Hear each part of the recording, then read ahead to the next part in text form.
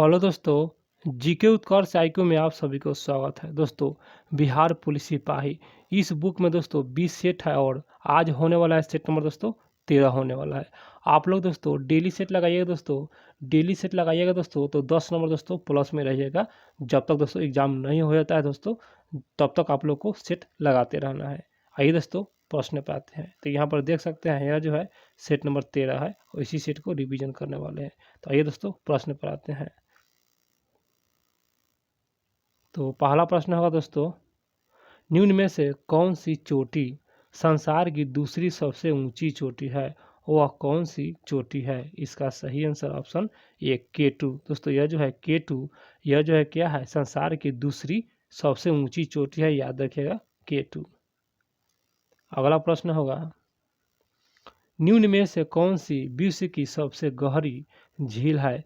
विश्व की सबसे गहरी झील, इसका आंसर एक बैकाल झील। यह जो है दोस्तों सबसे गहरी झील है पूरे विश्व की, बैकाल झील, और यह जो है रूस में अवस्थित है। अगला प्रश्न है, निम्न में से कौन सी नदी में सबसे अधिक पानी बहता है? वह कौन सी नदी है दोस्तों? इसका सही आंसर ऑप्शन है अमेजन। दोस्तों अमेजन नदी में दोस्तों यह जो है सबसे अधिक पानी बहता है दोस्तों, याद रखिएगा अमेजन नदी। अगला प्रश्न होगा, किलिमंजारो ज्वालामुखी किस महादेश में स्थित है? किलिमंजारो ज्वालामुखी, तो दोस्तों इसका सही आंसर ऑप्शन बी अफ्रीका महादेश में अवस्थित है, याद रखिएगा किलिमंजारो एक ज्वालामुखी है। अगला प्रश्न होगा 5 नंबर क्वेश्चन, सूर्य मंदिर, दोस्तों सूर्य मंदिर कहाँ स्थित है? इसका सही आंसर ऑप्शन है कोणार्क। दोस्तों कोणार्क में अवस्थित है सूर्य मंदिर। दोस्तों फेमस क्वेश्चन है, इस क्वेश्चन को आप लोग याद रखिएगा। और कोणार्क जो दोस्तों यह जो है उड़ीसा राज्य में है, ये भी याद रखिएगा। प्रश्न, गोलकुंडा किस राज्य में स्थित है? गोलकुंडा, इसका आंसर एक आंध्र प्रदेश राज्य में अवस्थित है गोलकुंडा, याद रखिएगा। अगला प्रश्न होगा, निम्न में से किसने अपनी राजधानी दिल्ली से दक्षिण भारत में बदली थी? तो किसने दोस्तों? इसका आंसर एक मोहम्मद बिन तुगलक, और इन्हीं के द्वारा दोस्तों मोहम्मद बिन तुगलक के द्वारा राजधानी दिल्ली से दक्षिण भारत में बदली गई थी दोस्तों, याद रखिएगा।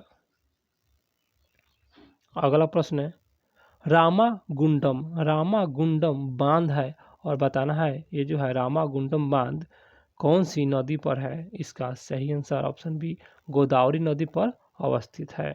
अगला प्रश्न है, निम्न में से किस नदी को बिहार का गर्म कहते हैं? बिहार का दोस्तों बिहार का गम कहते हैं, तो इसका सही आंसर ऑप्शन बी कोसी नदी को कहा जाता है। और इसलिए कहा जाता है दोस्तों कोसी नदी में ज़्यादातर बाढ़ आने का संभावना होता है। अगला प्रश्न होगा, आग का वलय कहाँ स्थित है? इसका सही आंसर ऑप्शन दोस्तों डी प्रशांत महासागर में स्थित है, रिंग ऑफ फायर, अर्थात आग का वलय यह जो है प्रशांत महासागर में अवस्थित है।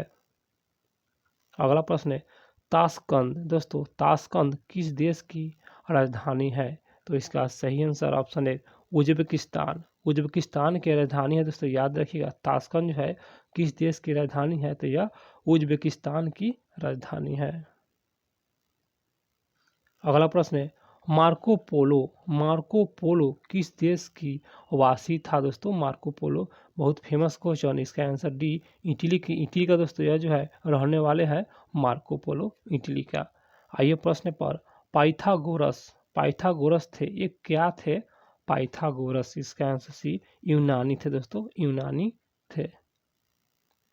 अगला प्रश्न है, तत्व के सबसे छोटे भाग को क्या कहते हैं? सबसे छोटे भाग को, इसका सही आंसर ऑप्शन है एटम के नाम से जाना जाता है तत्व के सबसे छोटे भाग को। अगला प्रश्न है, निम्न में से किस व्यक्ति ने पूरी पृथ्वी का चक्कर लगाया था? वह किस व्यक्ति ने दोस्तों? इसका आंसर बी मैगलन। दोस्तों मैगलन ये क्या किए थे? पूरी पृथ्वी का क्या किया था दोस्तों? चक्कर लगाए थे, याद रखिएगा। एवं मैगलन कहाँ के थे? तो स्पेन के निवासी थे। अगला प्रश्न होगा, माउंट एवरेस्ट पर पहुंचने वाला सर एडमंड हिलेरी निवासी थे, इसका सही आंसर ऑप्शन डी न्यूजीलैंड के दोस्तों निवासी थे, याद रखिएगा। न्यूजीलैंड, यह जो है माउंट एवरेस्ट पर पहुंचने वाला सर एडमंड हिलेरी कहाँ गए थे दोस्तों? न्यूजीलैंड के क्या थे? निवासी थे। आइए 17 नंबर क्वेश्चन पर आते हैं दोस्तों। तो 17 नंबर क्वेश्चन होगा, रबर की खेती के लिए कौन सी जलवायु उपयुक्त है? इसका सही आंसर ऑप्शन एक विषुवतीय। दोस्तों विषुवतीय देखिए ये क्या है, यह जो है रबर की खेती के लिए क्या है? उपयुक्त जलवायु यह जो है प्रसिद्ध है विषुवतीय। यह जो है एक जगह है और यहीं पर दोस्तों रबर की खेती के लिए यह उपयुक्त है विषुवतीय। अगला प्रश्न है 18 नंबर क्वेश्चन, पेनिसिलिन का आविष्कार किसने किया? इसका सही आंसर ऑप्शन एक यह जो है अलेक्जेंडर फ्लेमिंग, और अलेक्जेंडर फ्लेमिंग के द्वारा दोस्तों पेनिसिलिन का आविष्कार किया गया था। आइए दोस्तों 19 नंबर क्वेश्चन, जावर की खाने किस खनिज के लिए प्रसिद्ध है? जावर की खाने, तो इसका सही आंसर दोस्तों 19 नंबर क्वेश्चन, इसका आंसर डी जास्ता के लिए प्रसिद्ध है। आइए 20 नंबर क्वेश्चन पर आते हैं, भारत में सबसे अधिक मछली किस राज्य में पकड़ी जाती है? मछली, इसका सही आंसर ऑप्शन डी पश्चिम बंगाल में दोस्तों सबसे अधिक मछली दोस्तों पश्चिम बंगाल में पकड़ी जाती है। अगला प्रश्न होगा, राजमार्ग नंबर दोस्तों यह जो है 8 निम्न में से किन किन नगरों को जोड़ता है? राजमार्ग नंबर 8, इसका सही आंसर ऑप्शन सी दिल्ली और मुंबई। दोस्तों दिल्ली और मुंबई को जोड़ते हैं दोस्तों राजमार्ग नंबर 8, याद रखिएगा। 22 नंबर क्वेश्चन होगा, बम्बई एवं ठाणे के मध्य सबसे पहली रेलगाड़ी किस सन में चलाई गई थी? दोस्तों किस सन में चलाई गई थी? तो इसका सही आंसर ऑप्शन डी 1853 में दोस्तों क्या हुआ था? चलाया गया था। और कहाँ पर? तो बम्बई एवं ठाणे के मध्य 1853। अगला प्रश्न है, निम्न में से भारत के किस राज्य में गन्ने का प्रति एकड़ उत्पादन सबसे अधिक है? दोस्तों इसका सही आंसर हो जाएगा 23 नंबर क्वेश्चन, इसका आंसर भी महाराष्ट्र, याद रखिएगा महाराष्ट्र। और यह जो है महाराष्ट्र राज्य जो कि गन्ने का सबसे एकड़ उत्पादन सबसे अधिक है दोस्तों महाराष्ट्र राज्य का। अगला प्रश्न है, इंटीग्रेल कोच फैक्ट्री कहाँ स्थित है? इंटीग्रेल कोच फैक्ट्री, इसका सही आंसर ऑप्शन डी दोस्तों यह जो है पेरम्बूर में अवस्थित है और यह जो है तमिलनाडु राज्य में स्थित है, याद रखिएगा। इंटीग्रेल कोच फैक्ट्री कहाँ है? पेरम्बूर में अवस्थित है। आइए दोस्तों 25 number question, Bharat heavy electrical limited भेल कहाँ स्थित है? इसका सही आंसर ऑप्शन एक भोपाल, हरिद्वार और हैदराबाद। दोस्तों यह भारत हैवी इलेक्ट्रिकल लिमिटेड जो कि भेल कहाँ स्थित है? तो भोपाल में है दोस्तों, हरिद्वार में भी है और हैदराबाद में है, तीनों जगह पर स्थित है, याद रखिएगा दोस्तों, इंपॉर्टेंट क्वेश्चन है।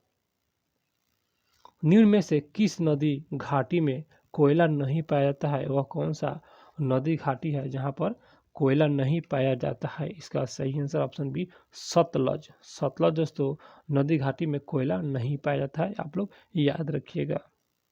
अगला प्रश्न होगा, निम्न में से कौन सी झील कृत्रिम झील है? दोस्तों कृत्रिम झील का मतलब होता है दोस्तों खुद बनाया हुआ, इसी को दोस्तों कृत्रिम झील कहते हैं। और प्राकृतिक झील का मतलब हो प्राकृतिक रूप से बनाया हुआ। तो कृत्रिम झील का मतलब दोस्तों जैसे आपने हमने या बनाया गया हो, इसी को कृत्रिम झील कहा जाता है। इसका सही आंसर ऑप्शन सी जयसमंद जो कि झील है और यह जो है राजस्थान में अवस्थित है। निम्न में से कौन सी नदी सिंधु की सबसे लंबी सहायक नदी है? कौन सी नदी है? इसका सही आंसर ऑप्शन एक चिनाब नदी, और यह जो है सिंधु की सबसे लंबी क्या है दोस्तों? सहायक नदी है। अगला प्रश्न होगा, निम्न में से कौन सा पर्वत सबसे पुराना है? पुराना पर्वत का नाम बताना है। इसका आंसर एक अरावली पर्वत, और यह जो है दोस्तों क्या है? सबसे पुरानी पर्वत है अरावली पर्वत। प्रश्न पर आते हैं, शतरंज के खेल का आविष्कार किस देश में हुआ? इसका सही आंसर ऑप्शन सी अपना देश भारत में। दोस्तों शतरंज के खेल का जो आविष्कार हुआ था अपना देश भारत में ही हुआ था। अगला प्रश्न होगा 31 नंबर क्वेश्चन, हिंद स्वराज पुस्तक किसने लिखी? इसका सही answer option D Mahatma Gandhi द्वारा दोस्तों हिंद स्वराज पुस्तक महात्मा गांधी द्वारा लिखा गया था दोस्तों, लिखा गया था।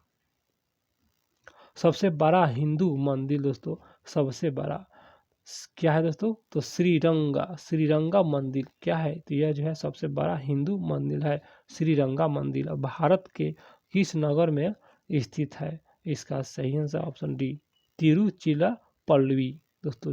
तिरुचिरापल्ली एक जगह है, यहीं पर दोस्तों श्रीरंगा मंदिर अवस्थित है, याद रखिएगा। और यह जो है हिंदू मंदिर है। आगे प्रश्न है, निम्न में से कौन सी घटना सबसे पहले घटी, सबसे पहले घटी, इसका आंसर एक, उपनिषदों की रचना, याद रखिएगा उपनिषदों की रचना। 34वां क्वेश्चन, मौर्य राज्य के दोस्तों, मौर्य राज्य के संस्थापक कौन थे, मौर्य दोस्तों, मौर्य एक साम्राज्य है, उसका संस्थापक बताना है, इसका आंसर बी, चंद्रगुप्त दोस्तों। यह जो है चंद्रगुप्त मौर्य, और यह जो है मौर्य राज्य के संस्थापक है, याद रखिए। 35वां क्वेश्चन, शक काल कब आरंभ हुआ था, शक एक काल है जो कि कब आरंभ हुआ था, अर्थात शुरू हुआ था, इसका आंसर सी, 78 ईस्वी दोस्तों, 78 ईस्वी में क्या हुआ था, आरंभ हुआ था। प्रश्न होगा, कनिष्ठ एक क्या था दोस्तों, कनिष्ठ जो है ना यह एक क्या था, इसका आंसर डी, कुषाण दोस्तों। कनिष्ठ एक क्या था, कुषाण था, याद रखिएगा कुषाण। आइए दोस्तों 37वां क्वेश्चन, गुप्त राज्य की स्थापना, गुप्त राज्य की स्थापना किस सन में हुई, इसका सही आंसर ऑप्शन एक, 320 ईस्वी में हुआ था दोस्तों। गुप्त राज्य की स्थापना 320 ईस्वी में हुआ था, बहुत फेमस क्वेश्चन। गुरु नानक देव का जन्म किस सन में हुआ था, इसका सही आंसर ऑप्शन सी, 1469 में दोस्तों, 1469 में गुरु नानक देव का क्या हुआ था, जन्म हुआ था दोस्तों, 1469 में। आइए दोस्तों, पानीपत का प्रारंभ, पानीपत का प्रथम युद्ध किनके बीच में हुआ, किन किन के बीच में हुआ दोस्तों, इसका आंसर सी, बाबर और इब्राहिम लोदी के बीच दोस्तों पानीपत का प्रथम युद्ध हुआ था, बाबर और इब्राहिम लोदी के बीच, और दोस्तों 1526 में हुआ था, ये भी याद रखिएगा। आइए दोस्तों 40वां क्वेश्चन पर क्वेश्चन होगा, 40वां क्वेश्चन दोस्तों, खालसा की स्थापना किसने की, इसका सही आंसर ऑप्शन एक, गुरु गोविंद सिंह द्वारा किया गया था। खालसा एक पंथ है, खालसा पंथ की स्थापना गुरु गोविंद सिंह के द्वारा ही किया गया था। अगला प्रश्न है, भारत की पार्लियामेंट का उद्घाटन किस सन में हुआ था, इसका सही आंसर ऑप्शन बी, 1927 में हुआ था दोस्तों। भारत की पार्लियामेंट की जो उद्घाटन हुआ था ना, वह 1927 में हुआ था दोस्तों, फेमस क्वेश्चन। राज्यसभा में कितने निर्वाचन सदस्य होते हैं राज्यसभा में, इसका सही आंसर ऑप्शन सी, 238, याद रखिएगा दोस्तों, 238 राज्यसभा में दोस्तों यह निर्वाचित सदस्य होते हैं, 238।